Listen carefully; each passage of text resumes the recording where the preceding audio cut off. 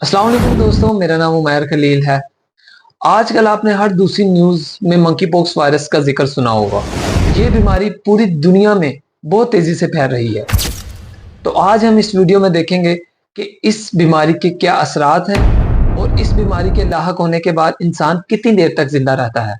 तो दोस्तों, ये कोई ऐसी बीमारी नहीं है जो कि किसी बंदर के काटने की वजह से होती है, इसलिए इसका नाम मंकी पॉक्स वायरस रखा गया है।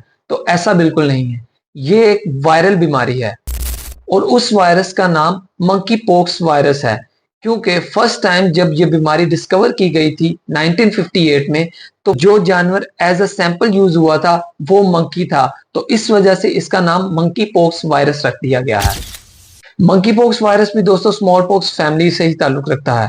स्मॉल पॉक्स वायरस आप लोगों को पता है कि 20वीं सदी का ऐसा खतरनाक वायरस था जिसकी वजह से तकरीबन 30 करोड़ से भी ज्यादा अमवात हुई थी, जिसमें छोटे बच्चे, प्रेग्नेंट वुमेन्स और वो लोग शामिल थे जिनकी इम्यूनिटी बहुत कमजोर थी। लेकिन मंकी पॉक्स वायरस दोस्तों स्मॉल पॉक्स वायरस इतना खतरनाक नहीं है। इस बीमारी के लाहक होने के बाद पूरे जिस्म पर छोटे छोटे दाने निकलते हैं जो कि पहले लाल रंग की शक्ल के होते हैं। उसके बाद उनमें पस पड़ना शुरू हो जाती है और उनके बाद वो बड़े पस्ट्यूल्स बन जाते हैं जिसको रेशे वाले दाने कहते हैं।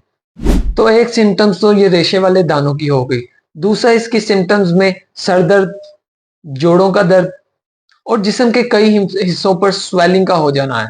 ये असरात आपको 2 से 4 हफ्तों तक रह सकते हैं। तो दोस्तों, मंकी पॉक्स वायरस पहले तो जानवरों में था, जानवरों से इंसानों में शिफ्ट हुआ, इंसानों से अब ये दूसरे इंसानों में भी फैल रहा है। और ये एक दोस्तों लाहक बीमारी है, क्योंकि अगर एक इंसान इससे इन्फेक्टेड है तो दूसरा इंसान इससे इजीली इन्फेक्टेड हो सकता है, जस्ट लाइक कोविड। और ये बीमारी दोस्तों सेंट्रल अफ्रीका के कई मुल्कों जैसे कोंगो, नाइजीरिया वगैरह से ट्रांसफर हुई है। या तो वहाँ के लोग जब दूसरे कंट्रीज में ट्रैवल करते हैं या कुछ दूसरे कंट्री के लोग इस तरह की कंट्रीज में ट्रैवल करते हैं, तो उस वजह से ये पूरी दुनिया में अब फैल रही है। पहले तो इस बीमारी को इतनी पजीराई हासिल नहीं थी, लेकिन अब दिन ब दिन इसके केसेस में ज्यादती की वजह से ये बीमारी बहुत ज्यादा पॉपुलर हो रही है ऑल ओवर द वर्ल्ड। इसको चेक करने के लिए लेबोरेटरी में एक टेस्ट किया जाता है जिसको पीसीआर कहते हैं, पॉलीमरेज चेन रिएक्शन। तो ये दोस्तों इतनी डेडली बीमारी नहीं है, इससे इंसान जिंदा रह सकता है। ये इतना कोई खतरनाक वायरस नहीं है, लेकिन अगर आपकी इम्यूनिटी कमजोर है तो ये आप पे ज्यादा बुरे तरीके से असरात को भी जाहिर कर सकता है। फिलहाल तो एज सच कोई वैक्सीन नहीं बनी, लेकिन इसके लिए कुछ एंटीवायरल ड्रग्स दी जाती हैं और वैक्सीन इसको स्मॉल पॉक्स वाली ही लगती है, क्योंकि ये स्मॉल पॉक्स की फैमिली से ही ताल्लुक रखता है। तो इस वजह से वैक्सीन भी इसको स्मॉल पॉक्स वाली ही लगती है। तो अगर दोस्तों आप लोगों को लगता है कि ये बीमारी किसी को हुई है तो आप उसे अवॉइड करें, उसको क्वारंटाइन करवाएं, उसको घर में रखें अनटिल अनलेस के उसके प्रॉपर असरात खत्म नहीं हो जाते।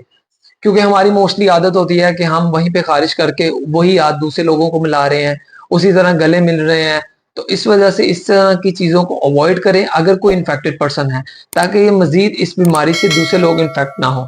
तो ये था आज की वीडियो का टॉपिक। अगर आपको वीडियो अच्छी लगी और इस तरह की इन्फॉर्मेशन आपको चाहिए तो चैनल को सब्सक्राइब कीजिएगा। Thank you so much. Allah Hafiz.